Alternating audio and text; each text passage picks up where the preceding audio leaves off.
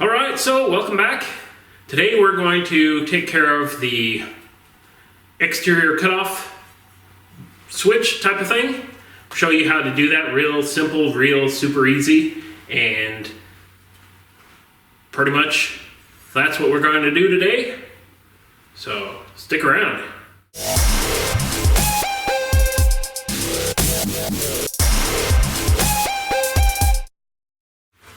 Alright, so if you can probably tell by my voice, I kind of have a little bit of a cold thing going on. So that killed a whole bunch of my week. But today we're just going to create the bar that turns everything off. Now I've seen a lot of people where they redo the switch end and create a whole bracket clevis type of setup. But I think I have a much simpler and easier solution to that. So, of course, we just have to start off with drilling a hole. So, it is what it is. Might look a little bit tacky or something. Maybe we can find like a plug or something that we can put in there. If not, we just let it sit there. So, let's find my bag of parts. All that I'm really going to need for this is a handle, make it kind of look like I tried. A couple bushings just because.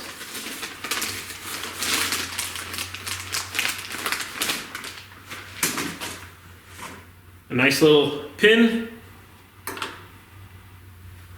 And then this eyelet bolt. So essentially what I'm going to do is take this eyelet bolt, and on the bracket that holds the switch, there's a hole, and I'm just going to put that in there. Alright, so now that that's loosely put in there, we're just going to run our rod through.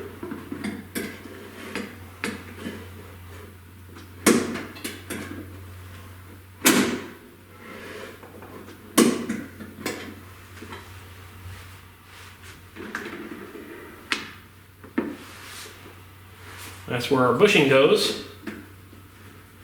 And then we just tighten our knob on, make it look like we gave a darn. So, now all that we have to do is put the bushing on the inside.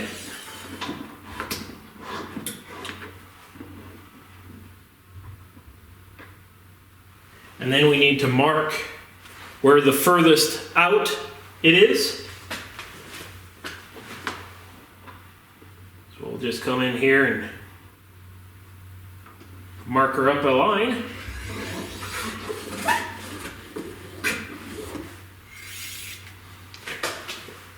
Hopefully you can see that there. Got our line there, and what we're going to do is bring it over to the lathe and kind of cut ourselves a groove in there, essentially for the pin. Alright, so over here, it's just a matter of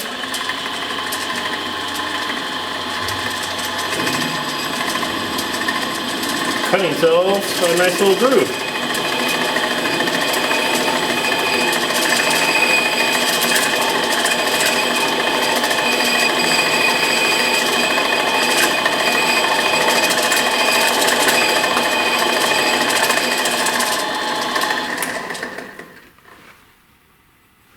We don't want to go too crazy.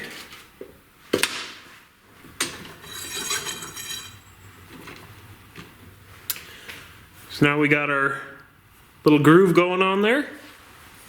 So that's pretty much almost going to conclude what we do here. So what we probably need to do is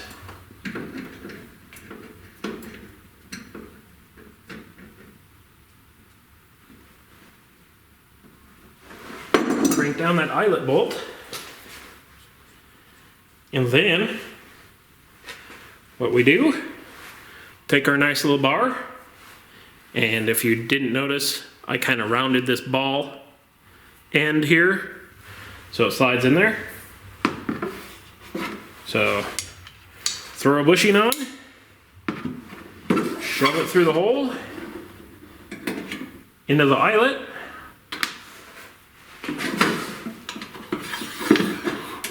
Bushing on the back side again.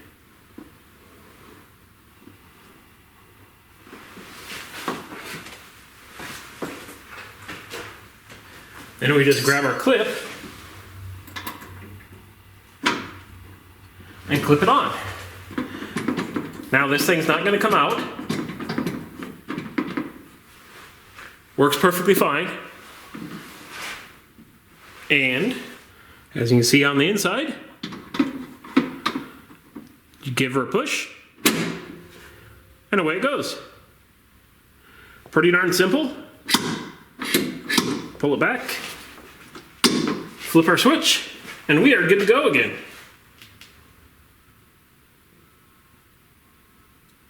About as simple as it's gonna get. Then we just need like a sticker for the back here that says like push off. Ta-da! We are good.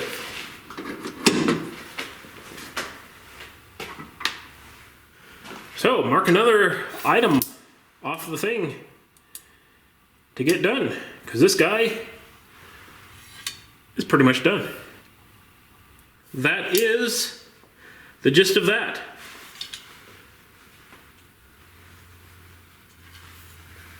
I guess for now I should probably just store it in its location here.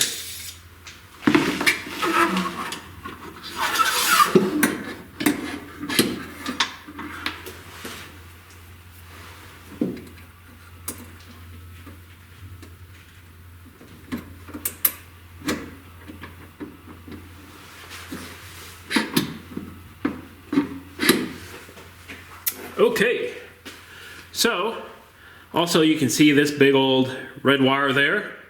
That means I ran that wire to the front. Well, it is a little bit hard to see in the dark, but you can see we got a post right up here. So I decided to put it on the inside of the fender. That way it stays away from a lot of stuff and I won't accidentally drop something on it. And the other nice thing with having that cutoff switch is anytime I do work on the vehicle or something and need to kill the power, I can just hit it and away it goes. So I'm still going to have to get some sort of grommet for this pass-through on the firewall.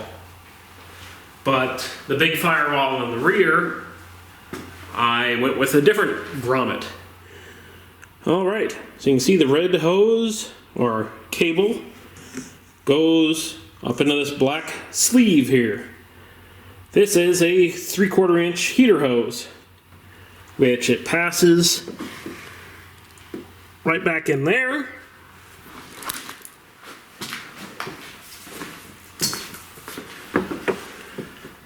And then comes out over here. Now, I put that in there because I was super paranoid about a big power cable running right next to fuel. And as you can tell, that's the fuel neck. And this whole thing back here is a fuel tank. So the last thing I wanted to do is try to wear through the outer layer and blow myself up. So I went with that super paranoid route. There shouldn't have been a problem previously, but I just want to be double safe. And that will ensure that. So it runs right along there, outside of the cage, which, if you get in a side accident, it might pinch that cable and cause problems, but hopefully if it ever does that, that's what the big fuse in the back is for. So,